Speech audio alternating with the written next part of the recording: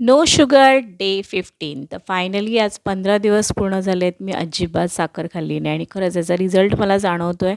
खूप छान वाटतं आहे. माझे मूड स्विंग व्हायचे जरा थांबलेत आणि मस्त वाटतं आहे, फ्रेश वाटतं आहे. आजचा माझा नाश्ता आहे पनीर सलाड आणि त्याच्याबरोबर मी विदाऊट शुगर चहा घेतला आहे. तर त्याच्यासाठी मी पनीर थोडा शॅलो फ्राय करून घेतला होता आणि याच्यामध्ये काकडी, बीटरूट, कांदा, टोमॅटो असं सलाड मी कापून घेतलेलं.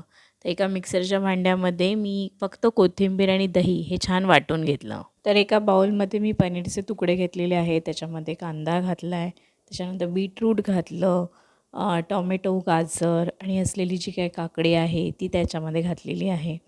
अशा पद्धतीने मी सर्व सलाड घालून घेतलं आहे. त्यानंतर मी जे ड्रेसिंग केलं होतं ते त्याच्यावर वरती घातलं आहे आणि त्यानंतर चिली फ्लेक्स वरतून घातलेलं आहे आणि हे सर्व छान मिक्स करून घेतलं. तर यामध्ये मस्तपैकी झालेलं आहे हे पनीरचं सलाड आणि हे खरंच खूप छान लागतं.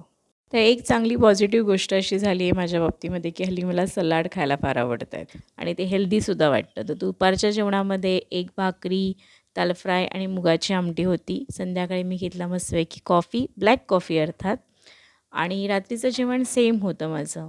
तर असा होता माझा आजचा दिवस. भेटू उद्याच्या ब्लॉगमध्ये.